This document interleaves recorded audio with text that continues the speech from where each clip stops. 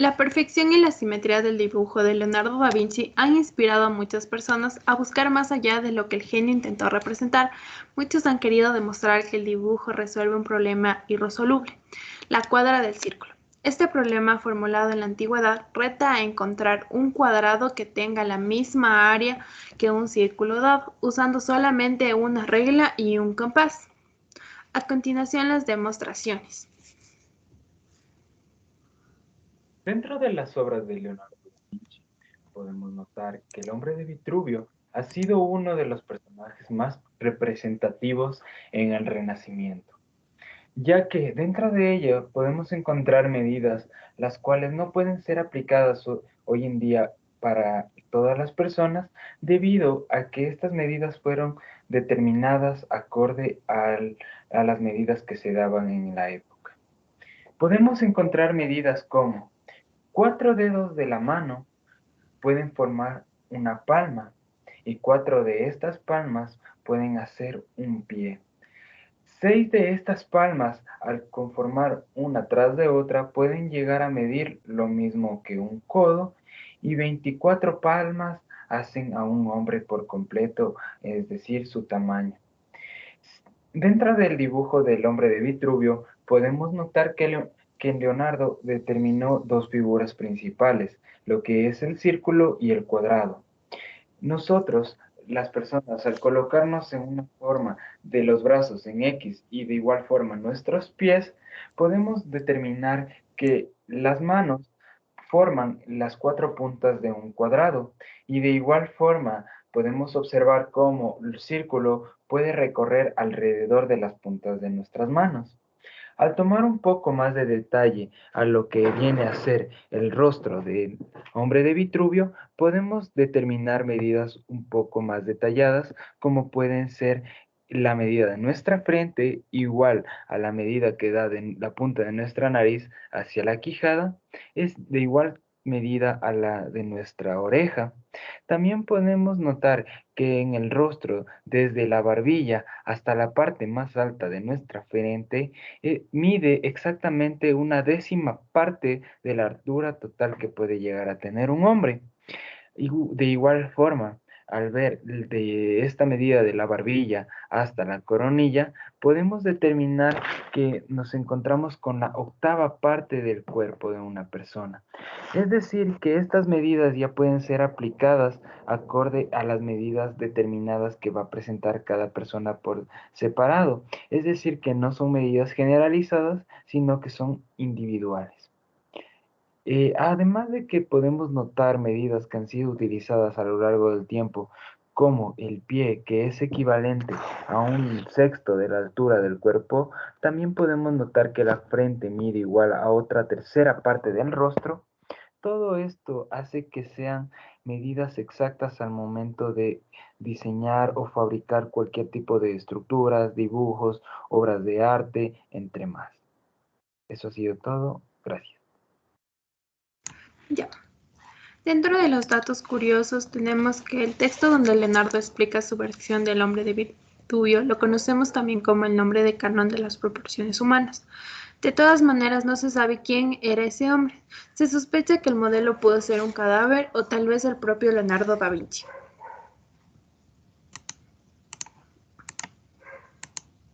A continuación tenemos la Mona Lisa. Es considerado o se cuestiona como que si es una prostituta, travesti o una mujer noble. Si bien hoy es aceptado que la mujer del retrato es Lisa di Antonia Grimandi, segunda esposa del empresario Francesco del Giocondo, un noble florentino de una familia originaria de la región de Toscana. En Italia, por mucho tiempo, hubo diferentes hipótesis sobre su identidad. Dentro de los datos curiosos tenemos que Leonardo quedó tan impresionado con el resultado que siempre mantuvo consigo hasta su fallecimiento en el año de 1519. Tras su muerte fue adquirida por Francisco I de Francia, quien lo dejó a sus herederos, pero cuando Robespierre mandó a guillotinar a la familia real, se convirtió en el patrimonio del Estado francés. Pasó luego por la pared del dormitorio de Napoleón y finalmente llegó al Museo del Louvre, donde hoy descansa.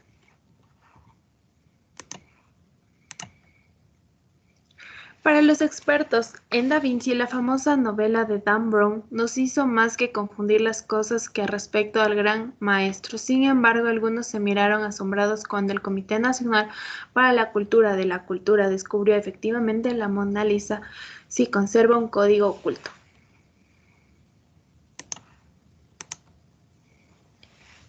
Margaret Deleville sostuvo en el 2005 durante un congreso europeo la percepción visual que la enigmática sonrisa es una ilusión que aparece y desaparece debido a la peculiar manera que el ojo humano procesa las imágenes. Da Vinci pintó la sonrisa de la Mona Lisa usando unas sombras que vemos mucho mejor con nuestra visión periférica. Entonces reflexionó: para verla sonreír hay que mirarla a los ojos o centrar la visión en otro punto del cuadrado, o sea, una sonrisa que no es sonrisa. A continuación, la historia de la Capilla Sixtina. La historia de la Capilla Sixtina. El sueño me es grato, pero mucho más el ser de piedra. Así mencionaba Miguel Ángel Buonarroti, conocido en español como Miguel Ángel. Fue un arquitecto, escultor y pintor italiano renacentista, considerado uno de los más grandes artistas de la historia, tanto por sus esculturas como por sus pinturas y sus obras arquitectónicas. Miguel Ángel fue un heredero del gran arte de la Florencia de los Medicis. Miguel Ángel alcanzó toda su gloria como artista con grandes creaciones para los papas de Roma, como la es la Capilla Sixtina, figura culminante del Renacimiento, que reflejó en sus obras lo que se deslizaba entre las guerras de la religión y la represión de la Contrarreforma. Miguel Ángel pintó esta obra y no solamente pintaba obras en la religión, sino también esculturas como el Juicio Final, la Piedad Ronani, Tondo Doni, Esclavo Moribundo y la Basílica de San Lorenzo. Dentro de la historia de Miguel Ángel Buonarroti en el arte de la Capilla Sixtina, en 1508 el Papa Julio II encargó a Miguel Ángel la decoración de la Capilla Sixtina. El resultado fue una creación monumental que rompió los moldes del arte renacentista. Se realizaron dos series de paneles, uno al altar sobre la vida de Moisés y el otro sobre la vida de Jesucristo. Dentro de esta obra pintoresca, Miguel Ángel se mencionó mucho en temas religiosos como la creación de Adán y Eva, entre otras. Y como podemos observar, Miguel Ángel utilizó la técnica del fresco. Sobre los frescos laterales en la pared del sur encontramos la vuelta de Moisés a Egipto, las pruebas de Moisés, el paso del Mar Rojo, el descanso de monte de Sinaí, el castigo de los rebeldes y los testamentos y la muerte de Moisés. Dentro de la pared del norte encontramos el bautismo de Cristo, las tentaciones de Cristo, la vocación de los apóstoles, sermón de la montaña, la entrega de las llaves de San Pedro y la última cena. En la pared oeste podemos encontrar la resurrección de Cristo y la disputa sobre el cuerpo de Moisés. Y por último, en la pared del este encontramos la entrega de las llaves de San Pedro. Finalmente, la parte más importante fue la bóveda de la Capilla Sixtina. Esta bóveda, el artista diseñó una complicada arquitectura simulada donde incluyó el desarrollo de historias bíblicas de Génesis, narradas desde el extremo del altar hasta la puerta de la entrada de la capilla, en más de 500 metros cuadrados de espacio. Esta obra que realizó Miguel Ángel duró 4 años, desde 1508 hasta el otoño de 1512. Miguel Ángel trabajó solo en su realización, sin ayudantes. el 1 de noviembre de 1512, se celebró la primera misa en la capilla, después de acabar la pintura de la bóveda. Un punto importante es sobre el dedo de Adán y Dios. Este está estirado al máximo, pero el dedo de Adán está en las últimas fragantes contraídas. Esto quiere decir que el sentido del arte trata de explicar que Dios siempre está allí, pero la decisión de buscarlo es del hombre. Si el hombre quiere tocar a Dios, necesitará estirar el dedo, pero si no estira, podrá pasar toda una vida sin buscarlo.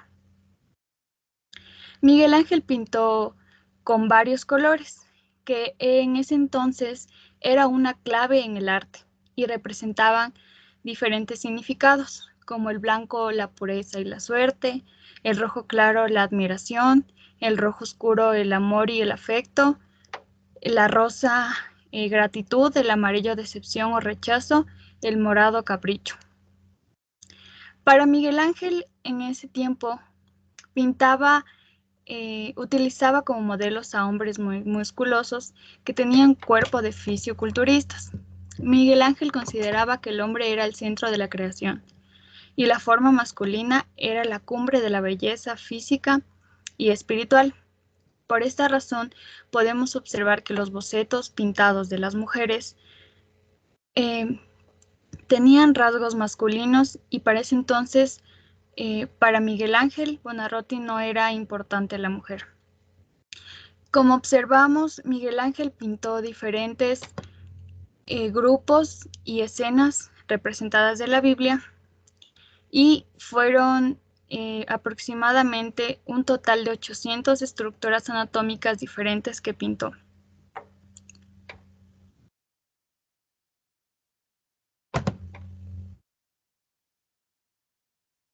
Gracias. Ya. Bueno, entonces el arte renacentista o el Renacimiento es conocido como un periodo de florecimiento y creación artística que duró desde principios del siglo XIV hasta principios del siglo XV. Fue un periodo radical que transformó la cultura, el arte, la artesanía, la escultura y por supuesto la arquitectura. Desde el punto de vista estético, a menudo se centró en recuperar los elementos de la antigua arquitectura griega y romana. Dentro de esto, el Renacimiento, como se mencionaba, se divide en dos momentos, el Cuatricentro y el Cicentro. En el primero, que es aproximadamente tuvo centro en la ciudad de Florentina, y el otro se centró en Roma, donde se extendió por toda Europa.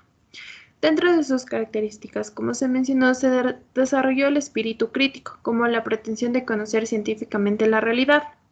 También se incendió y se inició en la ciudad de Italia, de Florencia, y desde ahí pasó el primero a los demás de las ciudades italianas. También adquirió gran importancia el concepto del ser humano.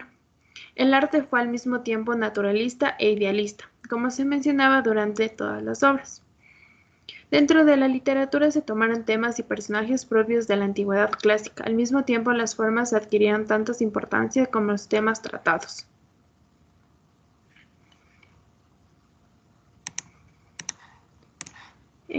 Gracias por su atención.